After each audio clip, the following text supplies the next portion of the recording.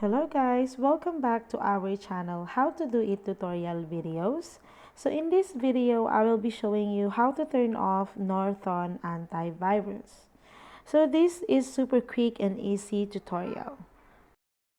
So actually, you don't even have to do it inside of this Norton app.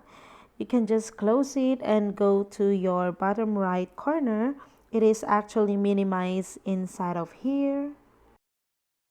Just right click this one and select Disable Auto Protect.